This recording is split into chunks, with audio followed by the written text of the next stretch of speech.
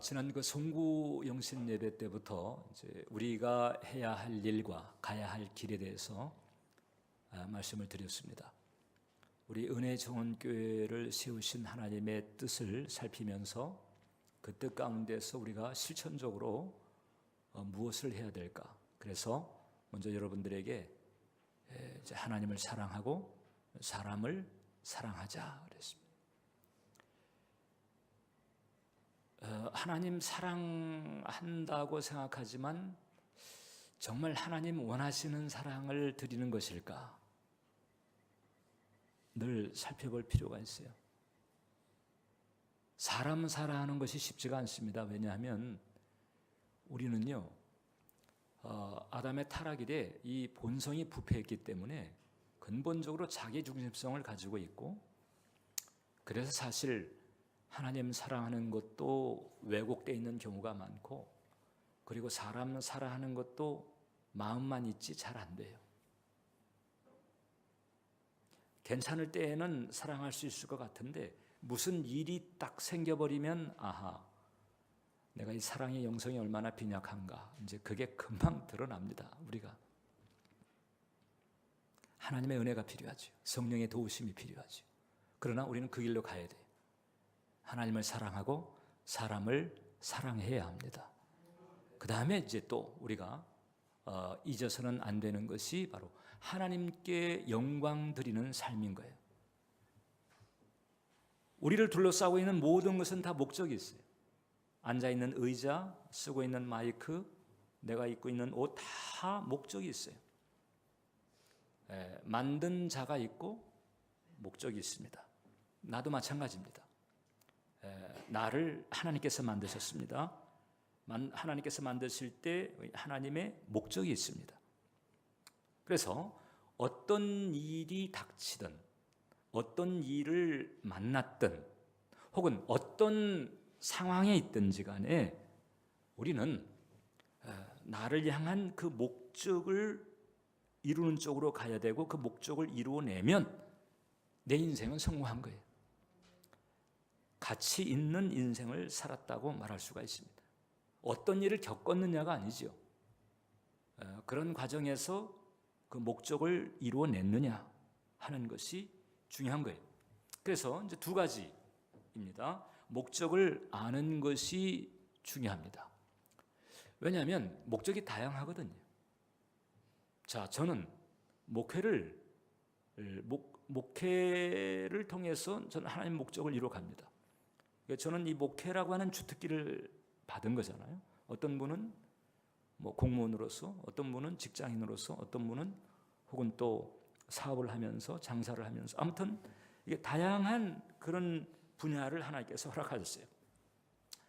그런데 그 과정에서 어떤 일을 하든지 이제 그 목적을 아는 것이 중요하고, 그리고 그 목적을 이루어내는 과정에서 그 목적의 초점을 아는 것도 중요합니다. 목적은 다양할 수 있죠. 그런데 목적의 초점은 딱 한 가지입니다. 하나님의 영광에 있다 하는 거죠. 하나님의 영광에 있다.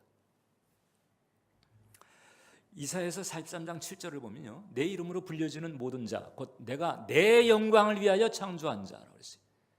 그를 내가 지었고 그를 내가 만들었다. 여기서 모든 자라고 하는 것은 1차적으로는 이제 그 시대, 이사야가 활동하던 그 시대의 이스라엘 백성들을 말합니다.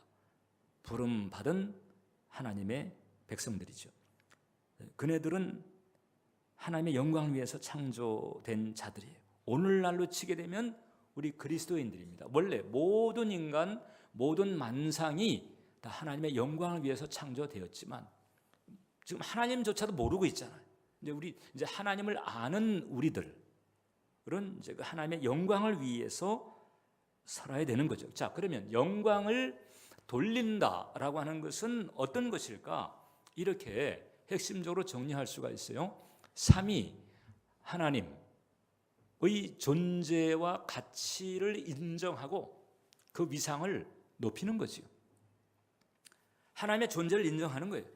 그 하나님께서 창조주의 주권자가 되심을 인정하는 거죠. 모셔드리는 거예요. 그리고 높이는 거예요.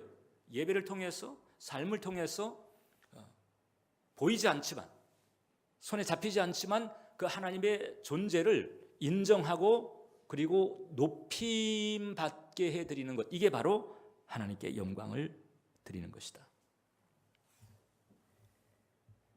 어떤 삶이든 어떤 환경이든 그걸 감당해내는 과정에서 하나님의 이름을 높이고 하나님이 인정받도록 살아가는 것, 이게 바로 우리의 존재 목적이고 삶의 이유인 거예요. 목사님, 그러면 그렇게 하나님의 영광에, 특히 하나님에게만 초점을 맞추면 그럼 내 삶은 뭔가요? 내 인생은 도대체 지금 뭐가 되나요?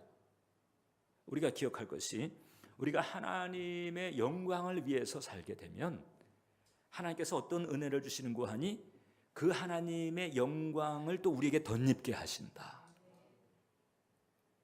하나님 꼭 그렇게 하세요. 꼭 그렇게 하세요. 왜냐하면 우리가 하나님께 영광을 드리는 삶을 살게 되면, 그게 이 공간적으로 설명하게 되면 하나님의 영광에 가까이 다가가는 거예요. 하나님의 영광에 가까이 다가가니까 그 영광으로 덧입는 은혜를 받게 되는 거지요. 시편 기자는 그 은혜를 이렇게도 표현했어요. 37편 6절에 보니까 내 의를 빛같이 나타내시며 내 공의를 정오의 빛같이 하시리로다. 그래서 하나님의 영광 쪽으로 우리가 다가가게만 하면 하나님께서 또 당신의 영광을 덧입게 하시면서 우리가 정오의 빛같이, 정오의 빛이라고 하는 게 태양이 가장 높을 때거든요. 가장 높은 곳에서 빛을 비추는 태양처럼 하나님께서 하나님의 영광을 위해서 사는 사람들을 또한 높여주실 줄 믿습니다. 그 높인다고 하는 것이 꼭 물질적인 경우도 있을 수 있겠지만은 물질적인 것만은 아니에요. 여러 가지 면에서 어떻든 하나님께 영광 드리는 사람은 이 세상에서, 적어도 사람들 사이에서, 이 세상에서는 탁월하게 살고 주도적으로 살게 만들고 당당하게 살게 만들고 그런 은혜를 주신다는 거죠. 자, 그렇다면 우리는 어떻게 영광을 드려야 될까? 첫 번째, 우리는 삶을 통해서 영광을 드려야 된다. 여러분, 우리의 삶은 언행심사로 이루어져 있어요. 마음, 말, 행실. 종종 우리가 속죄 기도를 드릴 때 우리가 마음으로 지은 죄, 말과 행실로 지은 죄들을 이제 주님 앞에 내놓잖아요. 우리 삶은 언행심사로 이루어져 있어요. 자, 그래서 이제 우리가 하는 이 언행심사로 우리는 하나님의 영광을 가리울 수도 있고 하나님의 영광을 높일 수도 있어요.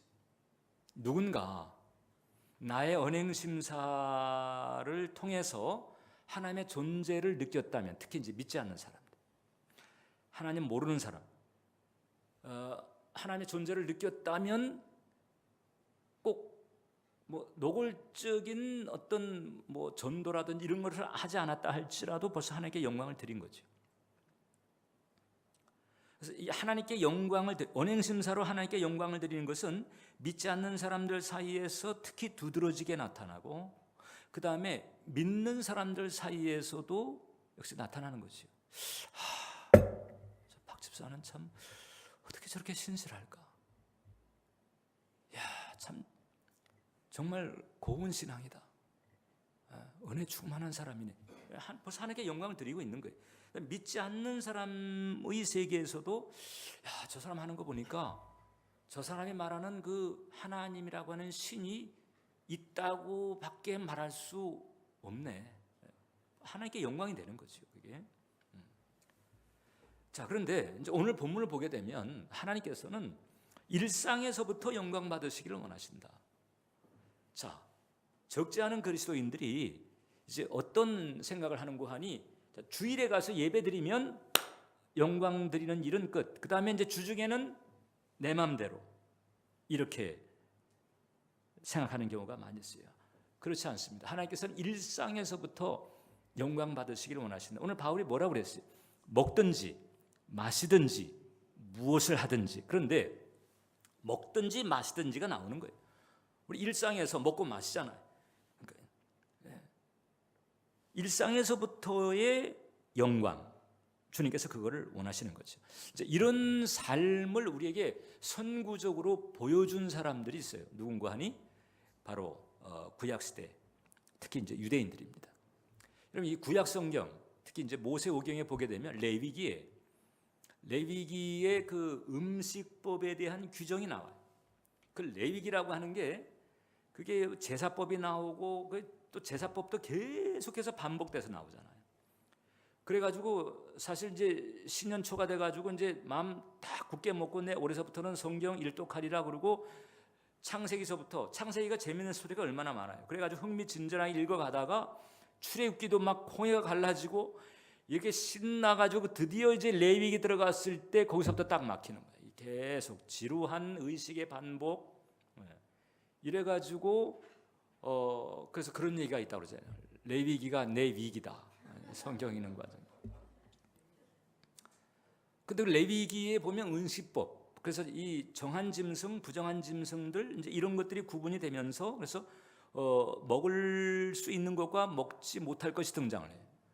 그래서 일단 요약을 하게 되면 그 음식법을 감안했을 때 유대인들은 이제 이런 음식을 먹을 수가 없어요. 그 율법에 의하면 뭐 돼지고기, 삼겹살구이라든지, 그 다음에 추어탕 못 먹어요. 새우 들어간 요리 못 먹습니다. 쭈꾸미라든지 뭐 오징어 볶음 이런 거 안 돼요. 이게 이제 뭐 연구에 따라서 그 하나님께서 먹지 말라고 하는 음식이 결국은 위생상 안 좋은 것이다. 뭐 콜레스테롤에서부터 뭐 여러 가지 아무튼 그런 그 분석이 있기도 하지만 사실 그 음식법이라고 하는 것은요 구별에 초점이 있어요. 하나님께서 그 규례를 정하시고 너희는 이거 먹지 말라는 거지요.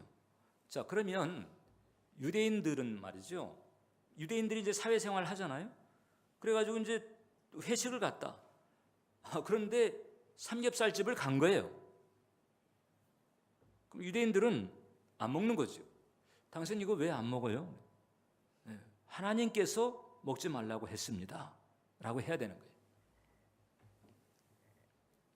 하나님께서는 그 유대인들에게 이스라엘 백성들을 택했잖아요. 애굽의 종살이에서 끄집어냈어요. 엄청난 특혜를 주신 거죠. 일단 그렇게 해놓고 그 다음에 너희는 추어탕 먹지 마. 그 유대인들은 추어탕 안 먹는 거예요.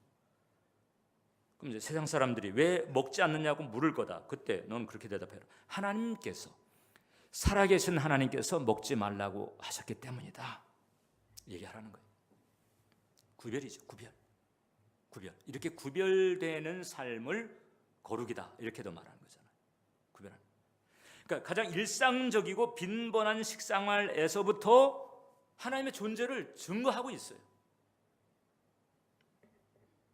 물론 이 레위기 음식법이라고 하는 것은 신약 시대에 들어와서 이것은 이제 철폐가 됐습니다. 그래서 사도 바울도 디모데전서에서 말하기를 하나님이 지으신 모든 것이 선하니까 감사함으로 먹으면 해가 될 것이 없다. 그렇게 얘기했기 때문에 그래서 이 정 목사 추어탕 잘 먹는다는 거죠. 네. 그런데 이제 이와 비슷한 마치 구약 시대 때의 음식법과 마찬가지로 오늘 살아가는 우리 크리스찬들에게도 하나님께서 이렇게 정하신 거죠. 구별점을 정하신 게 있다는 거죠. 예를 들어서 성수주일하는 거, 주일에 예배를 드리는 거. 이것은 너가 내 자녀라면 좀 일주일에 한 번은 만나자는 거죠. 아니 목사님 그건 뭐 2주나 3주에 한 번 만나도 안 될까요? 여러분 그러면 우리가 힘들어요. 적어도 인간이라고 하는 존재는 일주일에 한 번은 하나님께 나와서 은혜를 공급받아야 마치 차가 기름이 떨어졌을 때 주유소에 가서 기름을 넣어야 그 다음에 돌 수 있는 것처럼 마찬가지. 인간이라고 하는 하나님이 만드신 인간이라고 하는 존재는 일주일에 한 번 최소한입니다. 최소한이에요. 그게 다가 아니 최소한 일주일에 한 번은 교회 와서 예배를 드리고 은혜를 공급받아야만이 영혼이 잘 되고 그래야 범사가 잘 되고 강건한 그런 흐름을 유지할 수가 있다는 거지. 혹은 어려움이 닥쳐도 적어도 일주일에 최소한 한 번은 은혜를 공급받아야 환난이나 어려움을 감당해낼 수 있는 내공을 가질 수가 있다. 인간은 그렇게 되어 있어요. 그래서 2주, 3주 이게 빠져버리게 되면 이제 티가 나게 되는 거죠. 아니 목사님 아무 일 없었는데요. 그 정필도 목사님인가 그런 얘기 하시더라고요. 주의를 안 지키는데도 아무 일이 없다. 심지어는 일이 잘 돌아간다. 경쳐도 되게 경칠 일이 점점 다가오고 있다고 생각을 해라. 그런 얘기였어요. 하나님이 사랑하면 가만두지 않죠. 제 런던에 있을 때 그때 이제 우리 런던 순복음교회 그 동아은행 그 지점장 그 가정이 이제 다녔는데 정말 신앙이 좋은 가정이었어요. 성수주의라고 봉사도 여러분 그 은행 지점장 정도 되면 엘리트거든요. 더군다나 이제 런던 지사의 책임자면 런던 지사 자체가 그 당시 은행권에서는 그 승진 코스 중에 하나예요. 왜냐하면 런던, 뉴욕, 그 다음에 도쿄 여기가 이제 그 금융 도시인데 아무튼 런던은 선구적으로 보험이라든지 금융이 일찍이 발달된 곳이기 때문에 세계 금융을 알려면 이제 런던을 공부를 해야 되는 거예요. 그런데도 정말 봉사 열심히 하고 그 주일에 그 유학생들 그 국수 삶아주거나 아니면은 그 유학생들 밥 지어줘야 된다고 그냥 늘 그냥 밥솥을 그냥 차에다가 싣고 다니고 이러면서 그 런던 교회가 초기에 그 영국 성공의 교회를 빌려서 썼거든요. 자 그렇게 신실한 부부였어요. 그러니까 주일에 예배 이외에 다른 거 한다는 것을 상상을 하지 못하는 가정이었는데 하도 주변에서 영국에 와가지고 여기도 한 3, 4년 있다가 다시 이제 한국으로 돌아가는데 유럽에서 구경 한 번 안 할 거냐 이렇게 이제 주변에서 자꾸 하니까 한 번은 이제 마음 먹고 간 거예요. 주일을 한번 빠지고 간 거야 이 가정이. 그랬다가 그러니까 차를 빌려가지고 도버 해협 건너서 이제 차로 유럽 여행을 하는 중에 그만 차가 고장이 나버렸어요. 그 차가 고장이 나는 통에 그러니까 시작하는 날 고장이 나가지고 유럽 이미 건너갔는데 그것도 유럽 산골 깊숙한 곳에 이제 그 지름길로 간다고 깊숙한 곳에 가가지고 고장이 나는 통에 거기서 뭐 그때 뭐 저기 저 휴대전화가 없던 시절이잖아요. 그래가지고 차를 수리를 맡겨야 되고 그다음에 다른 차를 빌려 타야 되고 뭐 이런 과정에서 그냥 며칠을 보내면서 결국은 어디 돌지도 못하고 그다음에 차 대신 이제 수리하는 차 대신 다른 차 타고 와가지고 오니까 휴가 기간이 끝나버렸어. 이래가지고는 절대 그 다음서부터는 안 돼. 주일에는 안 비운다고.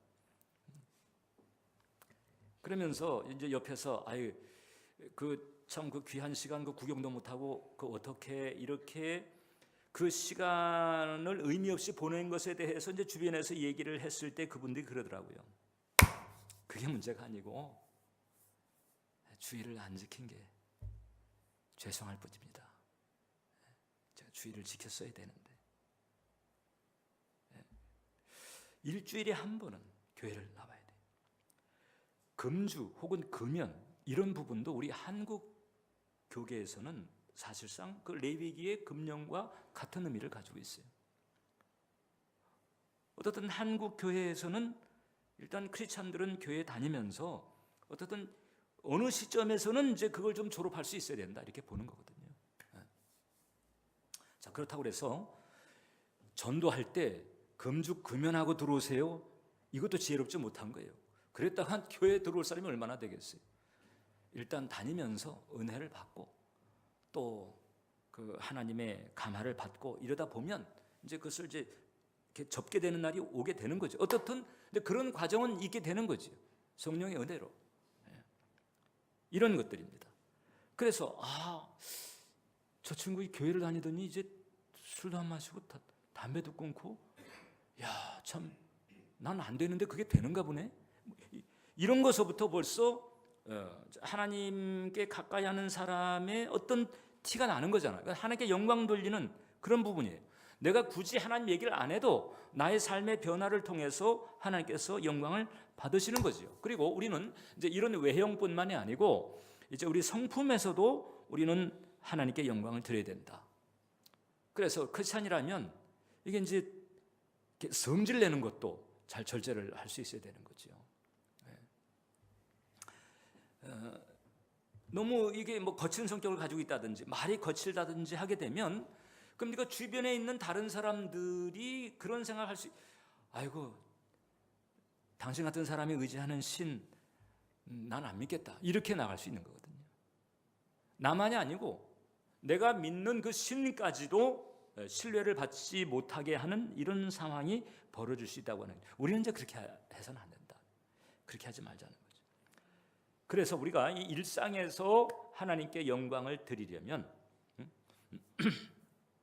사업을 하고 직장 생활을 하고 끊임없이 여러 가지 복잡하고 이런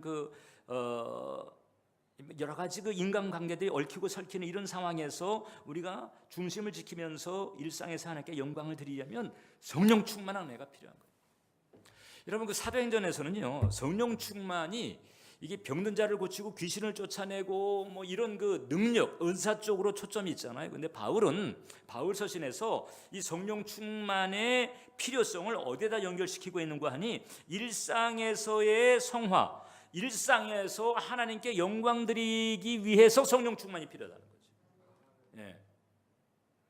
성령 충만해야 내 완악한 자아를 이기고 내 이기심을 이기고 내 성질을 이기고 세상의 유혹을 이기고 그러면서 하나님께 영광을 드릴 수 있다는 거예요. 그래가지고 바울 서신에서 끊임없이 성령 충만 받아, 술 취하지 말고 성령 충만 받아라. 에베소서 5장 18절이. 그리고 직장 생활에서 혹은 부부지간의 관계에서, 부모 자녀 간의 관계에서, 혹은 교우 간의 관계에서 사랑으로 행하고 은혜로 행하려면 성령 충만을 받아야 된다.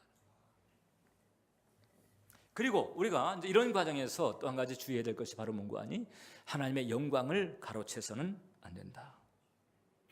하나님의 영광을 가로채는 경우가 많아요. 이사야서 42장 8절을 보면요, 함께 읽겠습니다. 나는 여호와이니 이는 내 이름이라. 나는 내 영광을 다른 자에게, 내 찬송을 우상에게 주지 아니야. 내 영광을 다른 자에게 주지 않아요.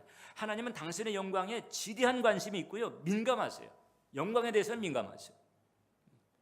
다른 우상, 하나님 아닌 다른 것에 하나님이 받아야 될 영광이 가는 것을 상당히 불쾌하게 생각하시는 거예요.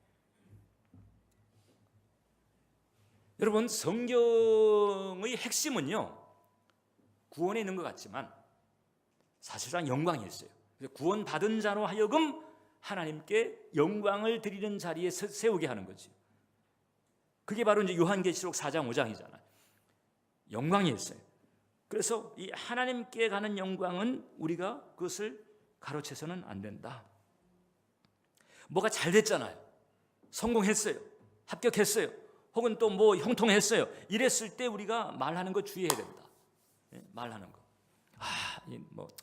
이게 다 노련해서 혹은 하다 보니까, 그래서 경력과 이력이 해준 것처럼 우리는 그렇게 말하지 말자.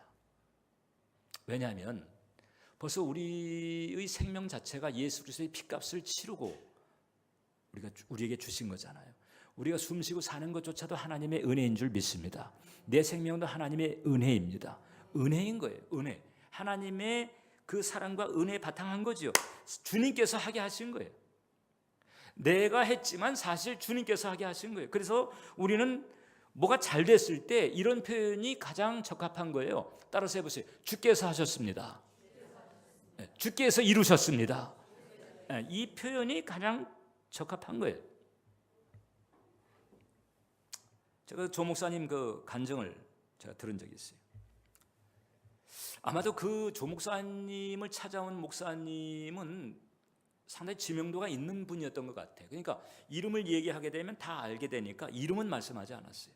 근데 이름만 대면 누구나 아는 그 성령 역사가 대단한 목사님이 계셨는데 당신을 찾아왔다는 거지.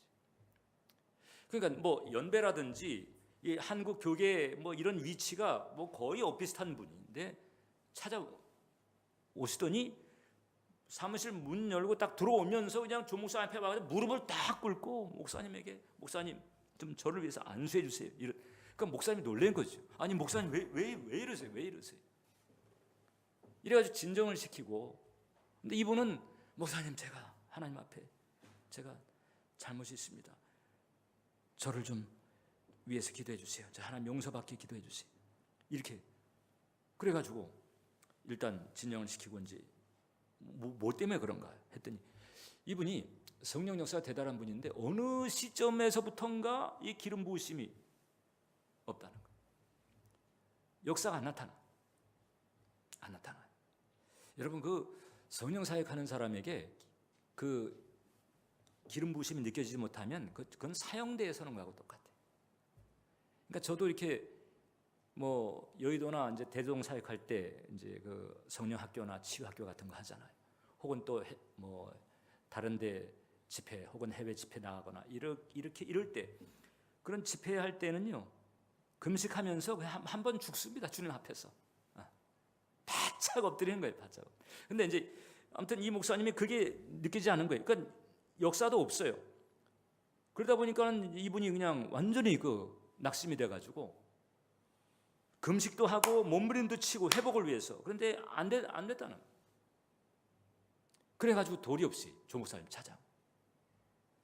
누군가 아무튼 좀 기도받고 좀 축사도 해주고 안수도 좀 해주고 이래가지고 왔었다. 그럼 목사님께서 이제 얘기를 한 거죠. 일단 자초지종을 좀 알고 이렇게 얘기하는 과정에서 혹시라도 이제 그 사역하시는 분들 가운데서 이제 그런 어려움이 닥쳤을 때가 이제 죄를 지었을 때가 그런 경우만. 예를 들어서 이제 뭐 성적인 죄가 있든지 혹은 또 뭐 물질의 문제가 있다든지 이런 경우에 이제 성령께서 그냥 떠나시는 건 아니지만 성령께서 일을 안 하시는 거지. 안 도와주시는 거예요. 성령 근신시켰으니까. 그래서 이제 그런 부분을 좀 뒤봐 그런 게 없는 거예요. 왜 그럴까? 그러다가 아니 목사님 그러시지 말고 좀 잘 생각해 보세요. 뭔가 아무튼 주님 앞에 뭔가를 아무튼 말씀을 드려야 되는데 그랬더니 이제 그 와중에 생각이 나요. 목사 그러고 보니까 제가 이런 적이 있었습니다.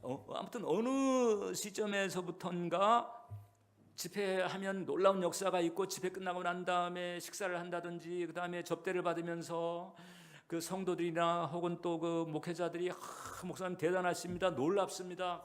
어떻게 참 그런 역사가 나타나지요? 이렇게 이제 막 추켜 세우고 이렇게 막 얘기를 했을 때 그때 자기가 그랬다는 거예요.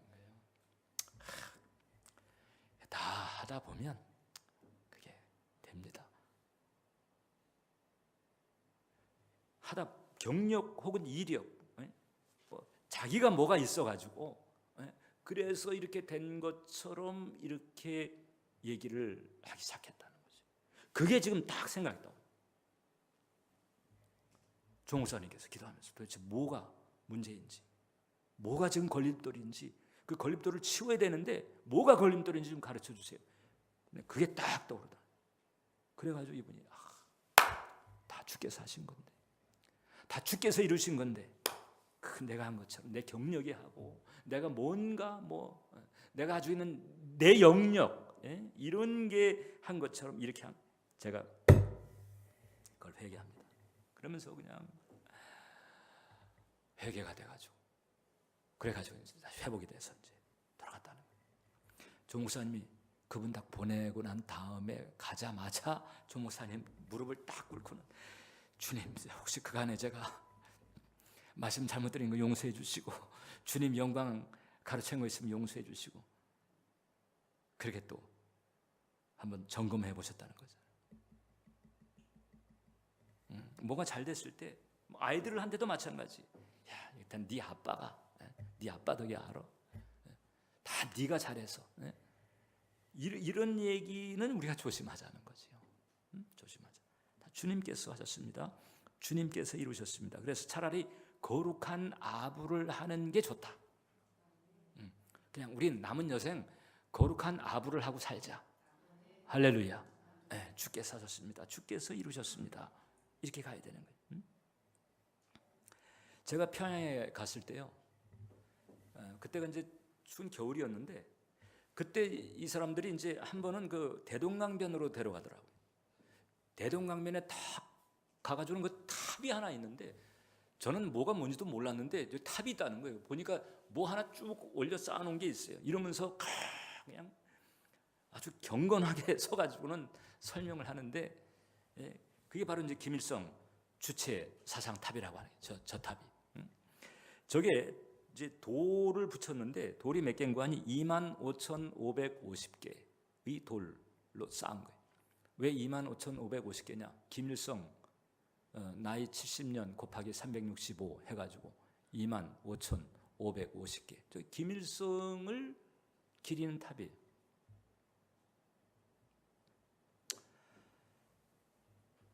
그러니까 참 북한 땅은요, 한번 참 경을 쳐도 참 되게 칠 그런 일들을 저렇게 쌓아놓고 있어요.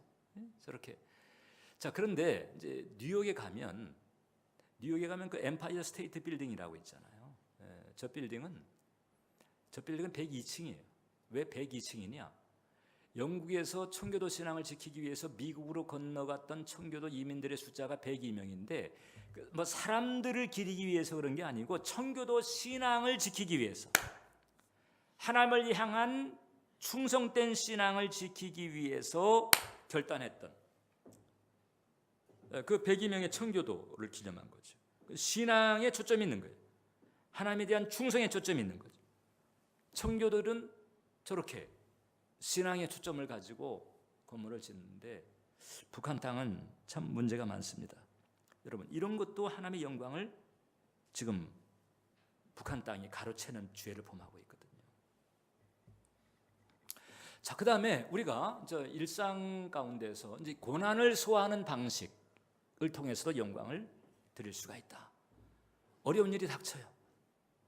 힘든 일이 닥칠 때 그것을 내가 어떻게 받아들이고 그걸 어떻게 내가 감당해내느냐 하는 그런 과정도 하나님의 영광을 가리울 수 있고, 혹은 하나님께 영광을 드릴 수도 있다.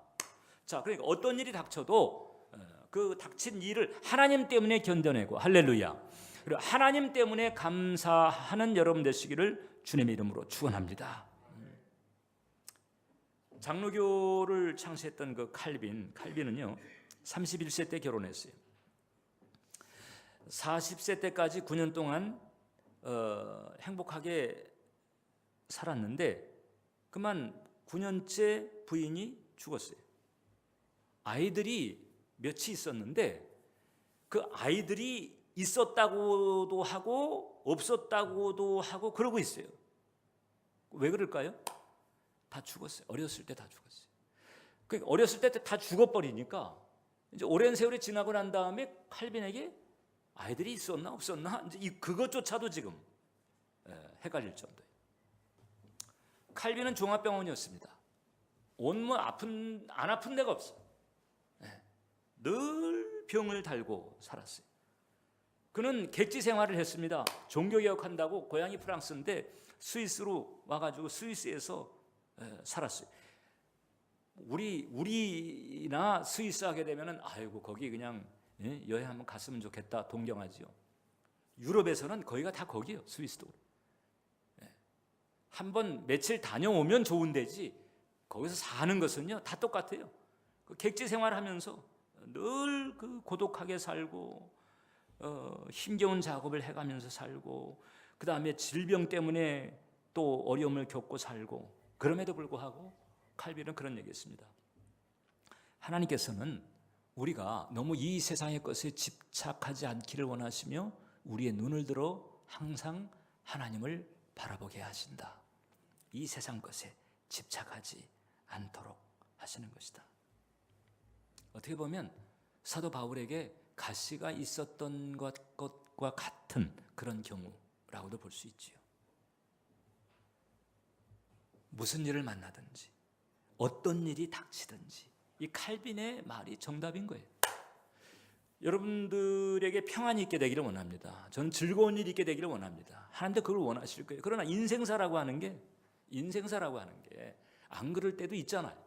그럴 때 우리가 알아야 될 게 바로 이거죠. 하나님께서는 우리가 너무 이 세상의 것에 집착하지 않기를 원하지. 우리의 눈을 들어 항상 하나님 바라보는 거죠. 하나님을 사랑하고 사람을 사랑하고 그리고 하나님께 영광 돌리는 삶을 충실하게 살아가다가 그냥 우리는 천국 가는 거예요. 그 다음에 이제 우리는 두 번째, 전도를 통해서 영광을 드릴 수가 있습니다.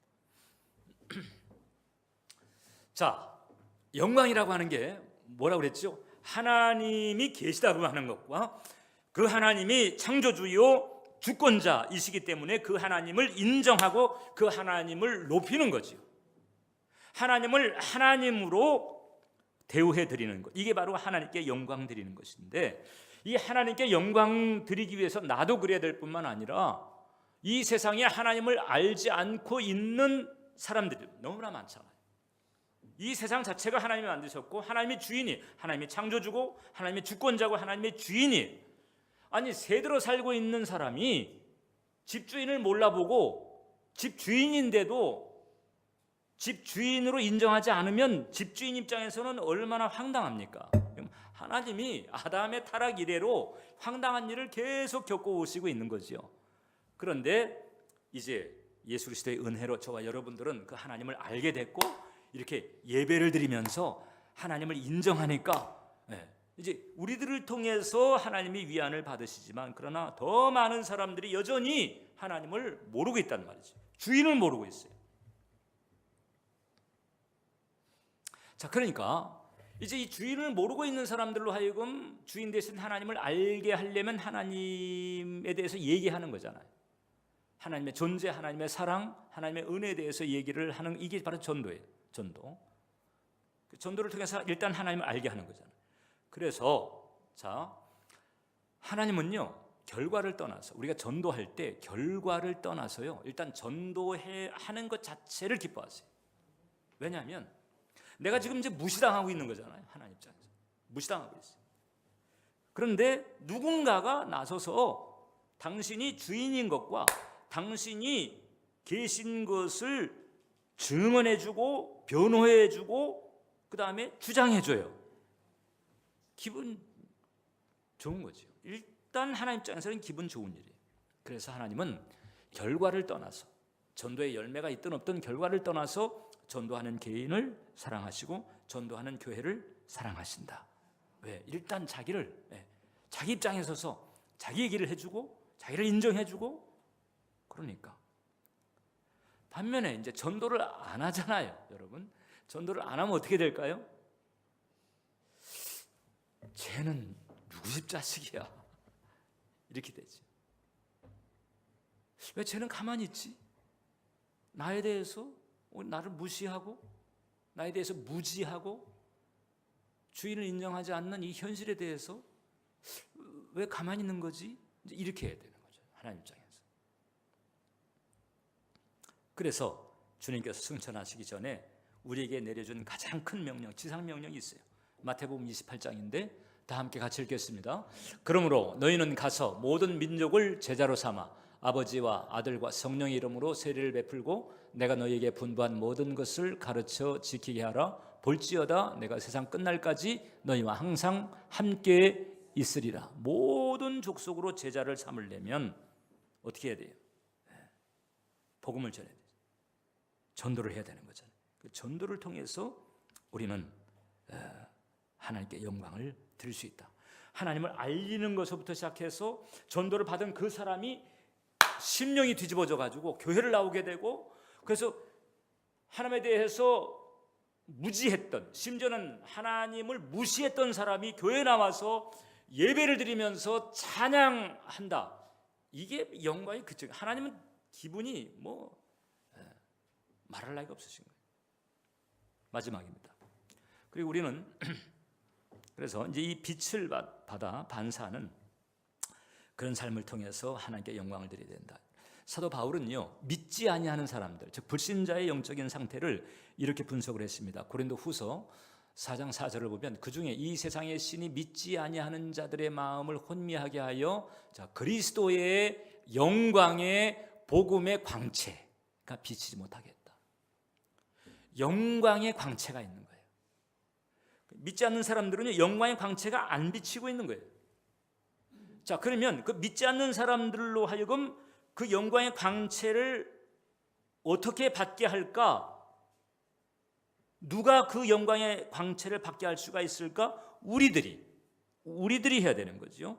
고린도후서 4장 6절을 보면 어두운 데에 빛이 빛이라 말씀하셨던 그 하나님께서 예수 그리스도의 얼굴에 있는 하나님의 영광을 아는 빛을 우리 마음에 비췄다.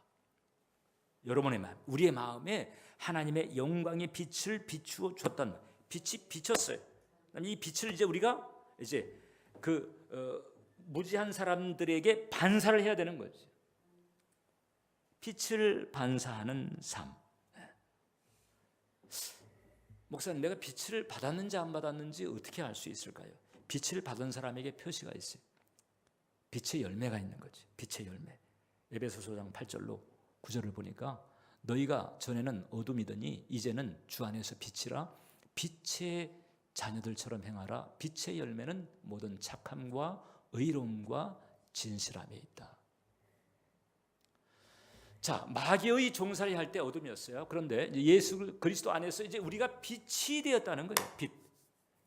그 빛의 열매가 있는데 착함과 의로움과 진실함.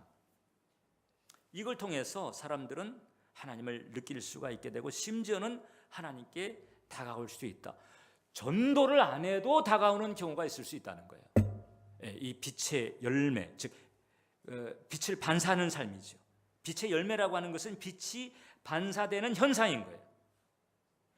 여러분 잘 알고 있는 그 알버트 슈바이처 박사 있잖아요. 저분 아프리카 지금 이제 가봉 공화국인데 그 적도에 있는 그 랑바레네라고 하는 곳에 가가지고 평생을 의료 봉사를 했어요. 저분은 아프리카에 가서 의료 봉사를 하려고 의학 박사를 딴 사람이에요. 출세하려고, 잘 먹고 잘 입으려고 의학 공부를 한 게 아니고 아프리카 가서 봉사하려고. 마치 오늘날 이 국경 없는 의사회 분들이 하는 거하고 좀 비슷한 거죠. 자, 그래서 37세 됐을 때 의학 박사 학위를 딱 받으면서 그다음에 아프리카로 떠났어요. 그때가 1913년이에요. 그래가지고 거기서 이제 봉사를 합니다.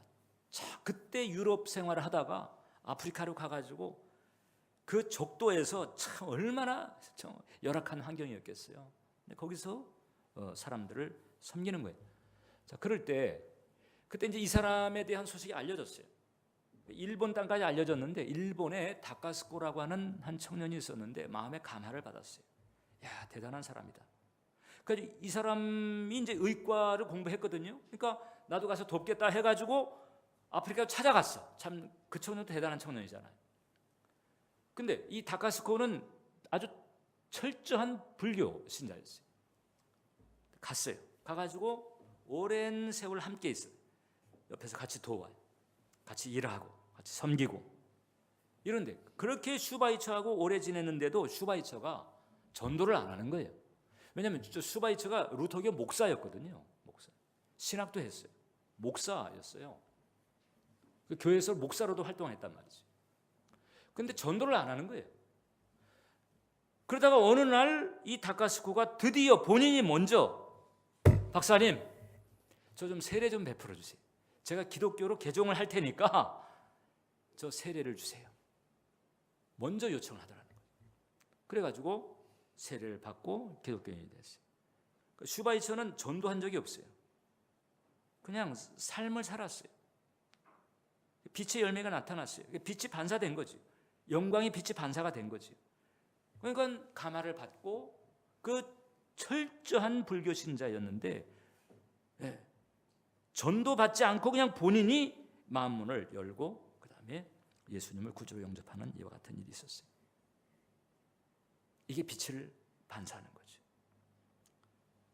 여러분들을 통해서 하나님은 그런 빛이 반사되기를 원하십니다. 그래서 여러분, 이제 우리가 이제 올해서부터 우리 은혜의 정원교회는 그렇게 가야 돼요. 하나님을 사랑하고 사람을 사랑하며 하나님께 영광 드리는 삶. 그렇게 가야 합니다. 그렇게 가면 그렇게 가면 이게 하나님께 영광 드리고 사람을 사랑하고 내 삶에는 뭐 초점이 없는 것처럼 느껴질 수 있지만은 절대 그게 아니다. 오히려 하나님의 영광을 덧입고 하나님의 능력이 풀어지는 그런 탁월한 삶을 살아갈 수 있게 하신다는 거죠. 따라서 해보세요. 하나님을 사랑하고 사람을 사랑하고 하나님께 영광을 드리자. 뭐 어떤 주특기를 받았든지 그 주특기가 또 어떤 일을 하든지 여러분들이 하는 그 일이 성령에 어긋나지 않고 하나님의 뜻에 위배되지 않고 사람들에게 어떤 손해를 끼치지 않는 윤리적으로 도덕적으로 문제가 없는 일이라면 어떤 종류의 일이 됐든지 어떤 종류의 주특기가 됐든지 그 주특기를 가지고 여러분들이 일에 종사하면서 그 종사하는 과정에서 하나님을 사랑하고 사람을 사랑하고 하나님께 영광 드리는 거죠. 그게 우리 할 일인 거죠. 그러다가 우리가 주님 앞에 가게 되거든요. 그때 우리가 챙겨가지고 주님 앞에 내놓을 수 있는 건 다른 거 없어요. 내가 가졌던 주특기가 아니에요. 내가 했던 그 일이 아닙니다. 내가 그 주특기를 가지고 일하는 과정에서 내가 하나님께 드렸던 영광, 하나님 사랑, 사람 사랑, 하나님께 드렸던 그 영광, 그거 하나 가지고 이제 주님하고 내 인생을 결산하면서 영혼에서의 나의 대우가 그때 결정이 된다.